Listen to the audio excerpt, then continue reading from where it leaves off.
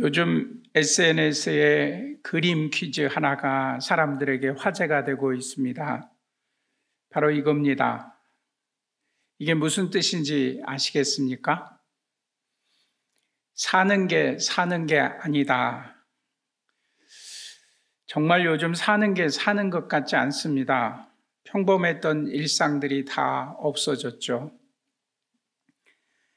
SNS에서 활동하는 시인 하상욱 마스크 품절이라는 시의 한 부분입니다. 너 때문에 답답한데 너가 없으면 더 답답해. 하루 종일 마스크를 쓰고 답답하게 살아야 되는데 그보다 더 답답한 것은 그 마스크를 구하는 게 하늘의 별 따기처럼 힘들다는 것입니다. 너 때문에 답답한데 너 없으면 더 답답해 라는 글귀가 모두 다 공감되실 것입니다. 마스크 판매 오부제라는 조치까지 내려졌다고 합니다.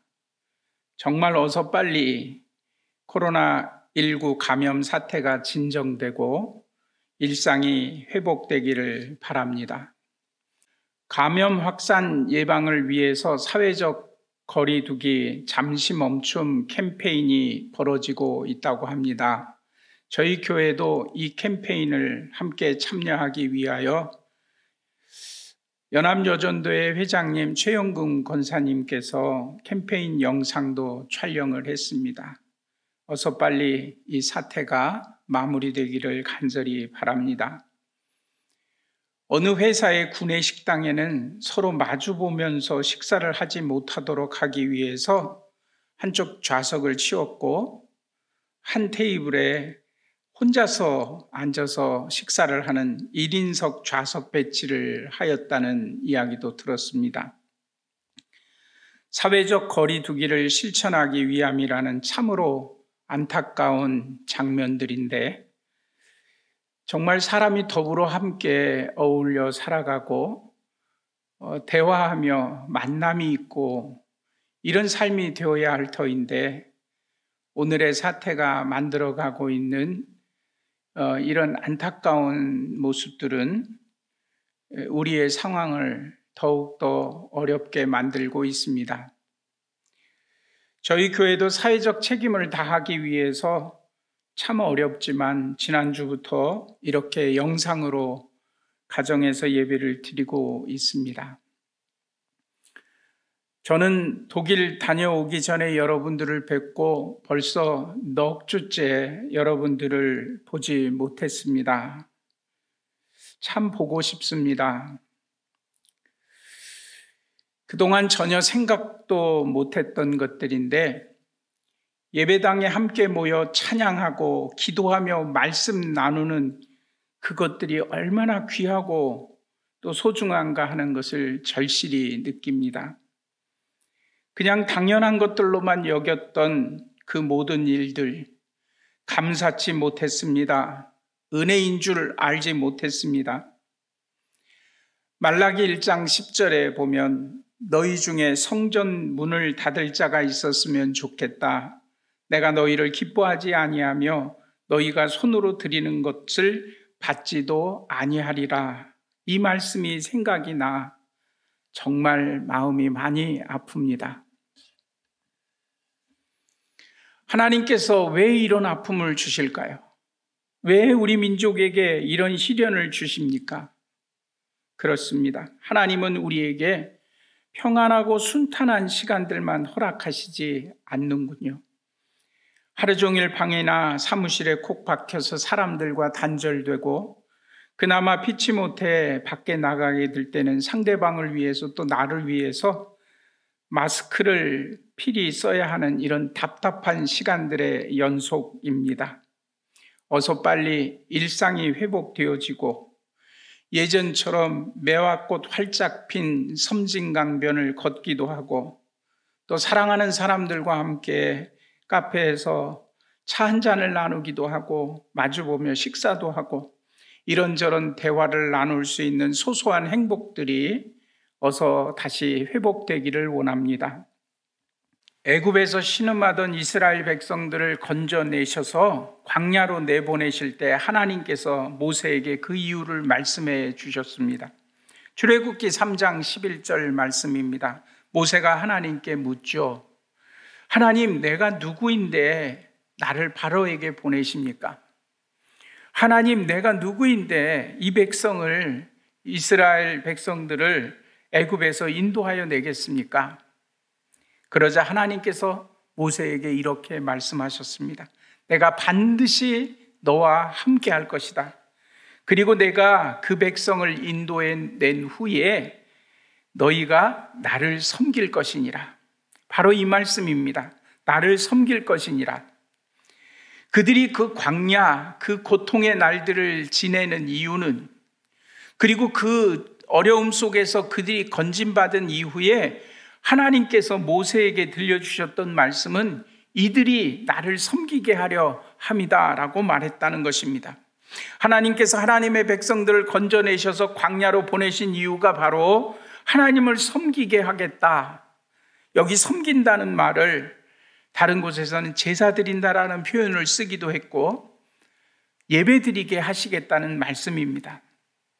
하나님의 백성들을 진정한 예배자로 세우시되 하나님께서 모세를 통해서 바로에게 이 백성을 광야로 내보내라 하실 때마다 그들이 나를 광야에서 섬길 것이니라 라고 말씀하셨던 것입니다. 출애굽기 5장 1절 오늘 본문 말씀을 보십시오. 모세와 아론이 바로에게 가서 이스라엘 하나님께서 말씀하셨습니다.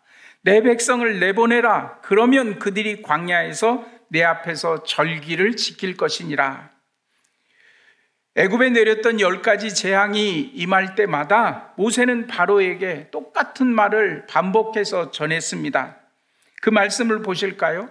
나일 강물이 피가 되는 첫 번째 재앙, 출애굽기 7장 16절 말씀입니다. 내 백성을 내보내라. 그러면 그들이 광야에서 나를 섬길 것이니라.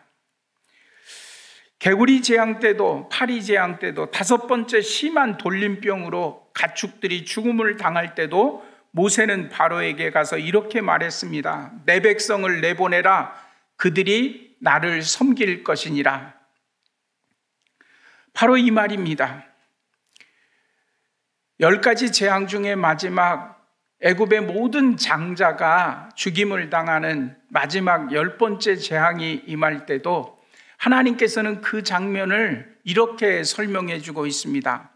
이스라엘 백성들은 내 아들들인데 내 아들을 내어보내 그들이 나를 섬기게 할 것이다 라고 이렇게 하나님께서 말씀하셨는데 내 아들을 내보내지 않으니 바로가 완악하여 하나님의 자녀를 내보내지 않으니 하나님께서 너희의 장자를 하나님께서 죽이시리라 말씀하시면서 애굽의 모든 초태생들을 죽이는 그 심판이 임했던 것을 볼 수 있습니다. 그들은 유월절 깊은 밤을 보내야 했습니다. 애굽에서 출애굽하게 되었지만 홍해 바닷가에 진을 치고 그 깊은 어두움의 밤에 쫓아오는 애굽 군대의 말발굽 소리를 그들은 두려움에 떨며 보고 있습니다. 하나님께서 그들을 바다 한가운데로 몰아가십니다. 그리고 그 바다에 길을 내시고 그 물을 벽처럼 만들어 그들을 건너가게 하셨습니다. 이 일은 공포와 절망의 어두움 속에서 그들이 겪었던 일입니다. 진정한 예배자는 좋은 일, 순탄한 일만 있을 때 세워지는 것이 아닙니다. 건강할 때야 하나님께 예배 드리는 거 쉽겠다라고 생각하겠지만 육신이 병들어 그리고 고통스러운 가운데도 우리는 진정 하나님을 찾는 예배자로 하나님께서 우리를 만들어 가시는 것입니다. 대적이 없는 편안한 곳에서만 하나님께서는 하나님께 예배할 예배자를 세우시지 않습니다. 그들은 위험 속에서 때로는 몸이 병들었을지라도 그 고통 속에서 우리는 진정한 예배자가 되어 주님을 찾고 경험하고 만나 진정한 예배자로 세워지는 것입니다. 하나님께서는 단지 한두 가지 문제나 위기로부터 우리를 구하시려는 것이 아닙니다. 모든 삶의 과정에서 그 고난의 삶 속에서 우리를 진정한 예배자로 만들어가고 계시는 것입니다. 오늘 이 민족이 당하고 있는 여러 가지 견딜 수 없는 두려움들, 그리고 아픔들, 앞이 보이지 않는 캄캄한 절망의 날들, 사는 게 아니라라고 고백할 수밖에 없는 이러한 날들의 연속 속에서 하나님의 전에 모여 진정으로 함께 기쁘게 예배드릴 수도 없는 상황들이 만들어지는 이 안타까운 절망의 날들 속에서 고난을 통과했을 때 어둠의 밤이 지나 우리가 만나고 경험할 하나님 앞에 우리는 진정한 예배자로 서게 되는 것입니다. 함께 모여 예배드리지 못하는 날들이 계속되면서 우리 성도들 하나같이 하시는 말씀이 어서 빨리 예배당에서 우리가 함께 모여 하나님을 찬양하고 함께 기도하며 하나님의 말씀을 듣기를 원한다. 하나님 앞에 진정한 예배자로 우리가 다시 설 것을 얼마나 귀한 마음으로 기다리고 또 기다리는지 고백하게 됩니다. 유월절은 애굽의 장자들을 죽음으로 바로에게서 노임받는 이스라엘 앞에서 이제 꽃길만 계속되었던가요? 출애굽했으니 이제 행복만 가득하던가요? 아니요. 그들에게는 더 큰 어려움이 그들 앞에 놓여 있었습니다. 홍해 바다요, 그리고 광야였습니다. 그들은 광야에 서 있습니다. 출애굽기 14장 13절 14절에 보면 너희는 두려워 말고 가만히 서서 여호와께서 오늘 너희를 위하여 행하시는 구원을 보라. 여호와께서 너희를 위하여 싸우시리니 너희는 가만히 있을지니라. 두려워 떨 수밖에 없는 상황 가운데서 하나님께서는 그들에게 하나님 앞에 모든 것을 내어 맡기고 하나님만 바라보라 말씀하셨던 것입니다. 그리고 그들은 주님만 바라보며 주님의 인도하심 안에 자신들의 모든 것을 내어놓고 진정한 예배자로 그 두려움 앞에서 하나님을 찾았습니다. 주님은 우리를 결코 포기하지 않으십니다. 참된 예배자, 진정한 예배자로 우리가 주님 앞에 서기까지 어떠한 환난과 어려움이 있고 우리 앞에 광야와 같은 안타까운 인생이 놓여진다 할지라도 오직 하나님을 찾는 진정한 예배자로 주님 앞에 우리의 삶을 드릴 수 있기를 바랍니다. 코로나19 사태로 모든 일상이 무너지고 예배도 가정에서 이렇게 드려야 되는데 지금 우리는 광야에 서 있는 것 같습니다. 앞에는 홍해가 가로막혀 있고 뒤에는 애굽의 군대가 두려움 가운데 밀려오고 있는 바로 그러한 상황들입니다. 위험 속에 놓여 있습니다. 절망의 날들이 계속되고 있습니다. 잊고 지냈던 소소한 일상에 감사하게 되는 날들을 우리가 다시 한번 회복하여 나만이 아니라 모두가 힘들어하고 있는 이 시간 우리는 서로의 아픔을 공감하며 함께 지혜롭게 이 어려움을 이겨내고 다윗처럼 다시 예배할 수 있는 환경이 되었을 때 춤추며 찬양하며 하나님 앞에 나아가는 기쁨을 노래하며 고백하는 그런 믿음의 사람들이 되기를 원합니다. 하박국처럼 힘들고 어려운 상황 가운데서도 나는 여호와로 인하여 감사하리라 라고 고백하며 하나님께 예배 드리는 날이 어서 속히 오기를 간절히 바랍니다. 광야에 서 있는 것 같습니다. 주님 손 놓고는 단 하루도 살 수 없는 곳 광야.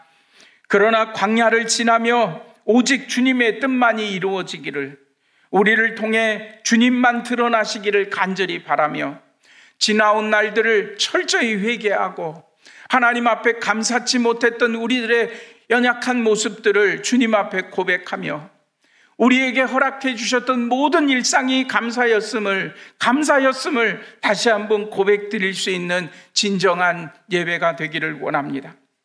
광야를 지나며 주님을 찬양합니다. 광야를 지나며 참 예배자가 되어 주님께 예배하는 우리 모두가 되기를 주의 이름으로 간절히 원합니다.